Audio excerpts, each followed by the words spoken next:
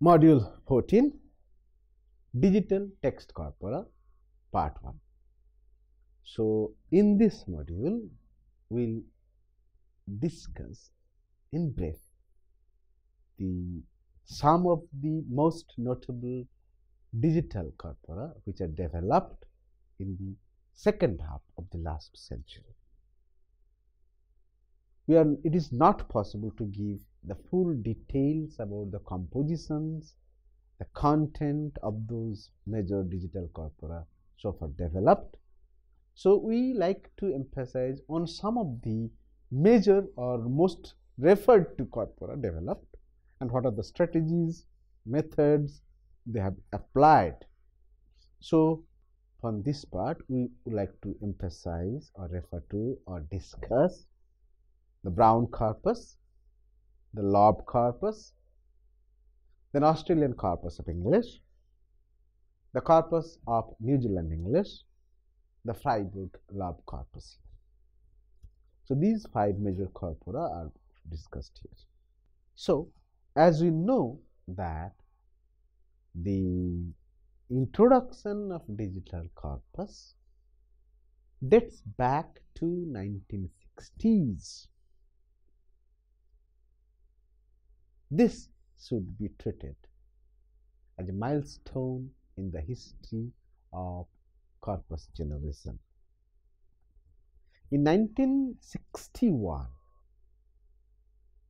two linguists from the Brown University, namely Nelson Francis and Henry Corpora, first initiated an attempt to develop a text corpus of 1 million words from English texts written and used in America.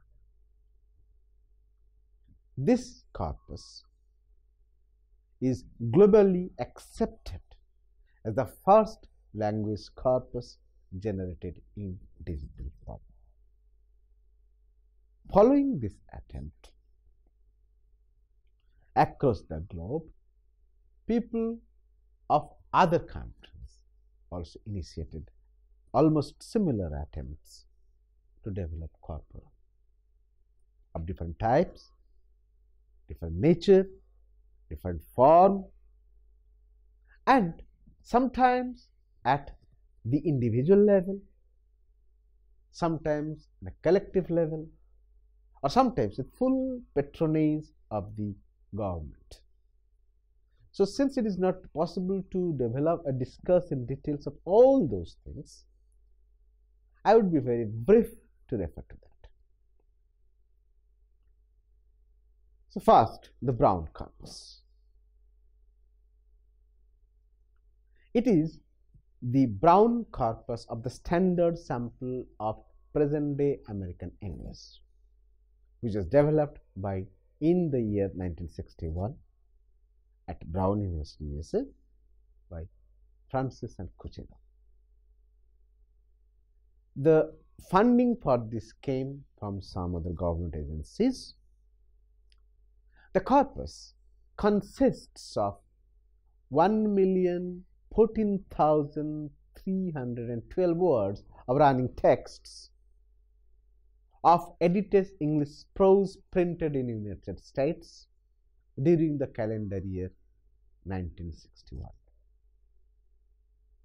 It contains written text samples composed by native speakers of American English. Although all the text materials included in this corpus first appeared in Britain from in 1961, some of the texts were undoubtedly written much earlier.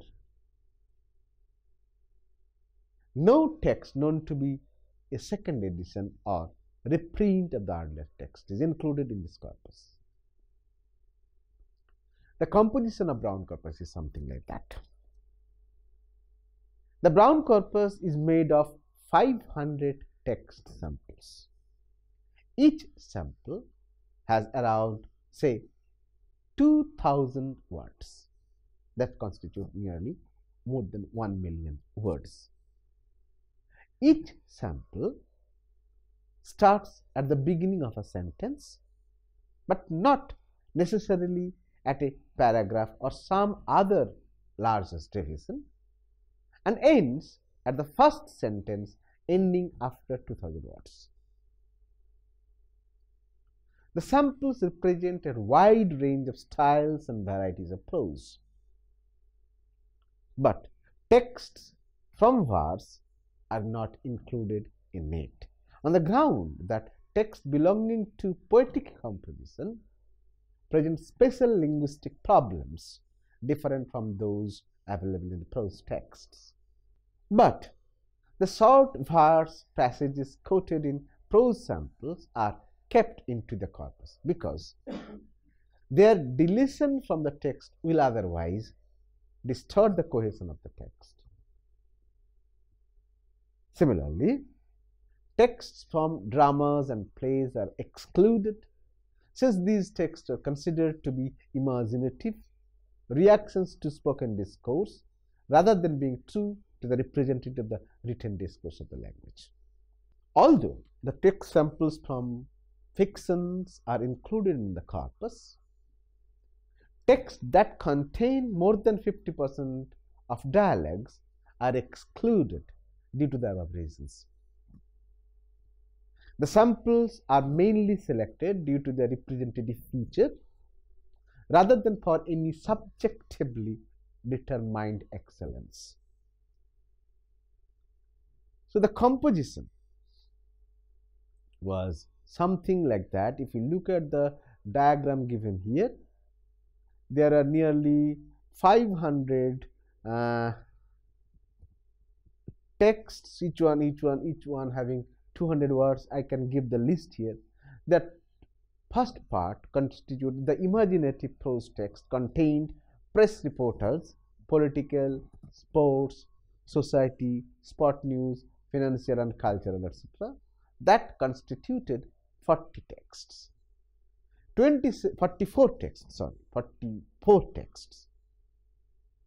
27 texts were taken from press editorial, including institutional, personal letters to editor, etc. 17 texts were taken from press reviews.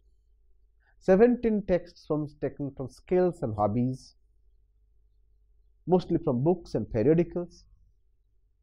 36 texts are taken from 17 texts are from religions and books, periodicals and tracts. 36 were taken from skills and hobbies. 48 texts are taken from popular lores. 75 texts are taken from letters, biography, memoirs and periodicals. 30 texts are taken from miscellaneous categories like government documents, foundation reports, industry reports, college catalogue, industry, house organizations, and others. And 80 texts were taken learned and scientific writings from natural sciences, medicine, mathematics, social and behavioral sciences, political science, law, education, humanities, technology, engineering, etc. The imaginative prose text part had 29 texts from general fictions, 24 texts from mystery and detective fictions, 6 from science fictions, 29 texts from adventure and western fictions, 29 texts from romance and love stories, 9 from humor. Thus, the total 500 texts, each text having a range of 2000 words compiled. So that this particular corpus has been used over the years in several works of linguistics across the world. Starting from computational analysis, this corpus has been used widely and heavily in the study patterns of pronunciation, punctuation, lexical collocation, part of speech tagging, digital access, dictionary compilation, use of personal pronouns, vocabulary frequency, distribution of grammatical tags, distribution of vocabulary items, and many more. So the Brown corpus, which was first developed in digital form, had created such a lasting impact on the entire linguistic community across the world that this has been, even today, one of the best used resources in any area of linguistic research. The second one is the Lab Corpus. Lab Corpus actually Lancaster Oslo Bergen Corpus. This is a mutual collaborative work between University of Lancaster, University of Oslo and the Norwegian Center for Humanities Bergen. So this was made as a reply to the Brown Corpus. It also contains 1 million words collection of present day samples of British English, not that of American English. So it wanted to be exactly a good replica of the Brown Corpus. Similar to the Brown Corpus, it contains 500 text samples of nearly 2000 words each, distributed over 15 text categories, as also noted in cases of Brown Corpus. Since the Brown Corpus contains text printed and published in the 1961, the Lab Corpus also willfully contains text printed and published in the same year, so that various comparative studies between the two varieties become possible and easy. So the generation of text corpus of any type should not be treated in isolation from its intended usages, since there are several vital factors that virtually dictate the terms of selections of text samples: amount of texts, annotation, and subsequent processing of the texts. The aim of the project that results the formation of the Lab Corpus is fixed for assembling texts of the British English which can be at par or exact equivalent to American English. In fact, the generation of Lab Corpus has made interlingual research and applications far more a physical reality or feasible reality, which is hardly be possible before the creation of both the corpora. The reality is, both the corpora, rather than concentrating on limited text used in specific works, aims at for general representations of text types for future research on a broad range of aspects on respective languages. Besides, it facilitates the use of text of two countries across domains to match how British English texts are closely related or different from that of the texts of the American English.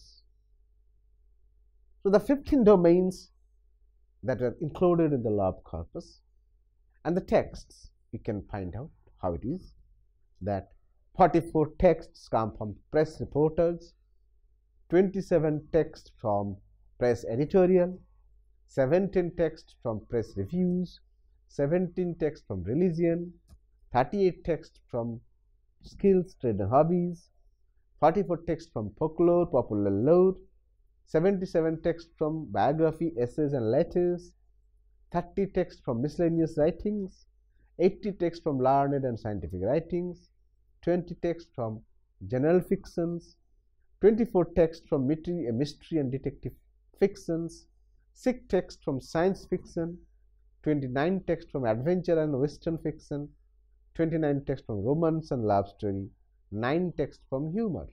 So similar to the Brown Corpus, Lab Corpus is also being used across the world for various linguistic researches. So these are the two most frequently used corpora in the present age, where they are used in all possible ways for linguistic research. After that, we come across many other important corpora that are also developed following the same method, same strategies, or same kind of resources. If we look at the data which is available, the corpora which are now available, we can now refer to some other corpora which are also developed following the frame of Lab and Brown Corpus, and how they become very much important in understanding the different varieties of English across the world. The Australian corpus of English, which is known as S.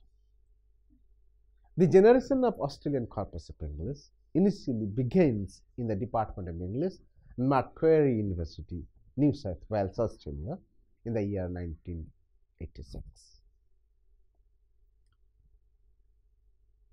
The project was supported by the Australian Research Grants Council for a few years. Later on, it was augmented with some new grants availed from Macquarie University. The S is the first systematically compiled homogeneous corpus in Australian English, which is designed to support varieties of linguistic research in Australia. As the corpus designers cherish a clear intention to identify the traits of differences between Australian English, British English, and American, the S is modeled after the Brown corpus and the Lab corpus to provide us information for comparative studies. The corpus is also meant to serve as a strategic sample of current Australian English and as a reference corpus for any kind of comparison with more specialized and homogeneous corpora prepared from Australian English. The S is made to match with the Brown corpus and the Lab corpus in most aspects of its structure and constituency, so that direct interlingual comparisons are possible to make a wide range of genres of printed texts. The enterprise for designing an updated corpus of Australian English, however, also prompts the designers to not to match the text of XC fully with that of the Brown or the Lab corpus chronologically. That means the Australian corpus designers declines to include data drawn from text published in 1960s. Instead of that, they take the materials published in and after 1986. So almost you can find out that there is a deviation of the years, the date which has been followed in cases of Brown corpus, in cases of Lab corpus, and that of Australian corpus of English, S. While Lab and Brown wanted to be exactly a replica to each other, so they had well-defined time and genres and area domains where from the text to be collected. In cases of Australian corpus, they more or less followed the domains where from the data should be collected. But the date was changed. They collected data after 1986, published in and after 1986. What happens actually is that due to variation in time scale, differences are obvious not only in the region but also in the time among Brown, Lab, and Ash. However, this is of a considerable interest for the researchers for showing the directions of influence in the latter part of the century. So the difference of nearly 20 years can show that what kind of changes Australian English has undergone. One of the prime objectives of the S is to find out the balance of genres represented in the Brown and the Lab corpus, as well as to create a more or less equivalent set of 20,000 word samples for each of the categories. This provides some quantitative targets for each of the 15 categories of the Brown and the Lab corpus, and the numbers of text samples in the S categories are matched with them. However, there was deviation. The fiction category in the S is slightly different in consistency, but the total number of fiction samples remains the same. Within each text category, The sampling procedures are usually strategic rather than being random, because the corpus needs to match the subgenres and subject areas wherever possible. The some categories, say for fiction, the corpus requirements was such that designers have to sample almost every Australian monograph published in that year, and thus the representation in the S is almost total. Where there is a choice, as in the case of selection of monographs in non-fiction categories, they give preference to those which are held in multiple libraries in several states and therefore probably have more readerships and impacts. In cases of among serials, both the popular and scholarly selections is essential, usually dictated by the subject matters, to ensure a spread of interests and disciplines like broad ranges which are captured in the predecessors. So if you look at the diagram or the table given you below, there are slightly difference from Australian text to the included in the S corpus than the British corpus or American Lab corpus, Brown corpus and Lab corpus. But basic thing is that Australian corpus also wanted to be at par with them. So Australian corpus of English is considered as one of the earlier resources developed in Australian English for studying the nature, content, form and function and actual character of Australian English. Similar attempt was almost made in cases of New Zealand English. The Wellington corpus of New Zealand English was developed in the Department of English at the Victoria University of Wellington during 1986 and 1992, so within 6 years' time. The idea of a corpus of New Zealand English has been around since the first half of the 80s. It was proposed and supported by Linguistics Society of New Zealand Conference in Wellington in 1985.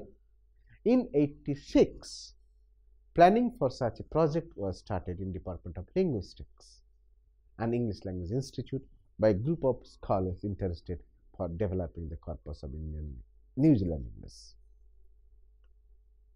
In 1987, a tentative start was made by way of collecting some materials for the press section.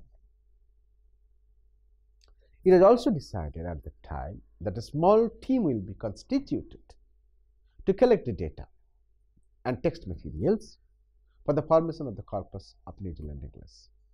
The goal is to develop two separate 1 million word corpora, one for written texts samples and other for spoken text samples for New Zealand English. The basic aim of this Wellington corpus of written New Zealand English is to provide a computerized samples of written forms of New Zealand English, which will allow us to make direct comparison with the Brown corpus, the Lab corpus, and especially with the S Australian corpus of English. Since S is not made when the New Zealand corpus is developed, the New Zealand corpus is based on the model of the Brown and the Lab corpus in terms of content and coding, along with significant differences. So we find that New Zealand corpus is another resource which have systematically followed the model of the Brown corpus and the Lab corpus to content develop the resource, although they differed in time frame. So there are many other issues also involved into it, how they constitute it. But since it is not possible to describe those things in details, I would request you to refer to the text materials in support of this. Now I would concentrate on the Freiburg Lab corpus, or known as Lab Corpus. The Freiburg Lab Corpus of British English is a result of an effort when, in 1991, Christian Meyer takes an initiative to constitute a corpus, to compile a corpus that will match with the Brown and Lab corpus. The notable difference marked out in Lab corpus is that, with respect to the two renowned widely used corpus of the Lab corpus, that representing the language of early 60s, while Lab intended to represent of 1990s.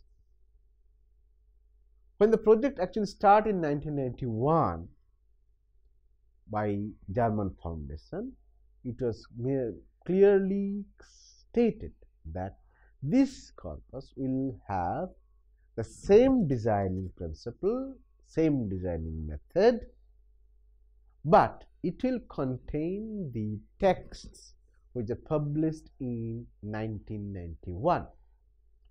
That means there will be exactly a gap of 30 years between the first corpus, that is the Brown corpus or Lab corpus, and the Lab corpus, so that it becomes easier for us to investigate how, within the span of 30 years, language has gone through any kind of change.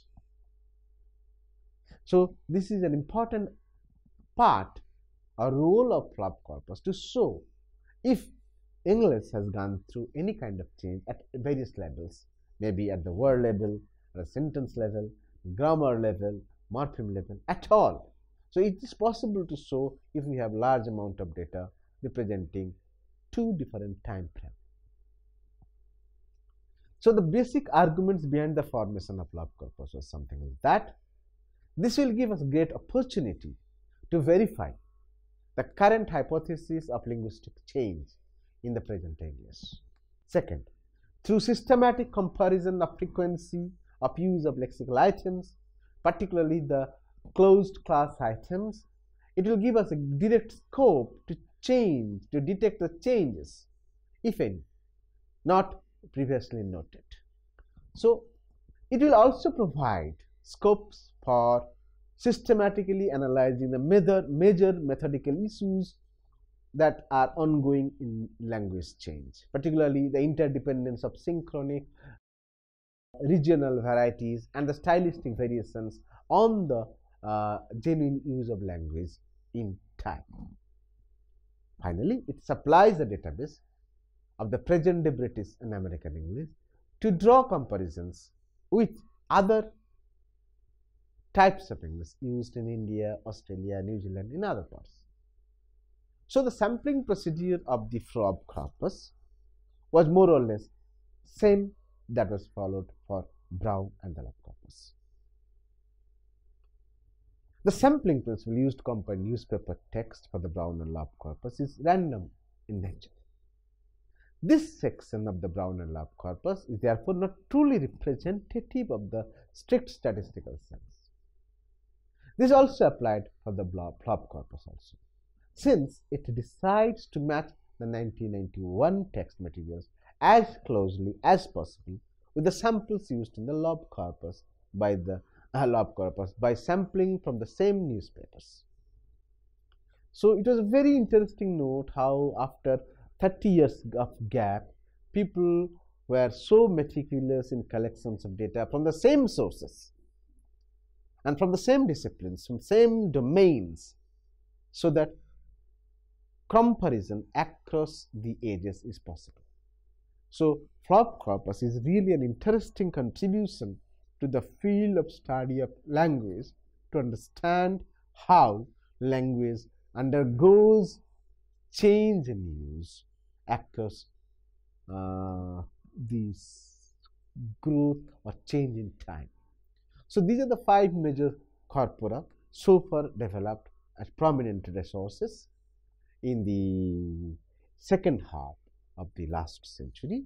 So, this is not a full-fledged picture of many thousand other enterprises that are being made at that time to produce corpora. This only gives a small ventilation, small window opens to opening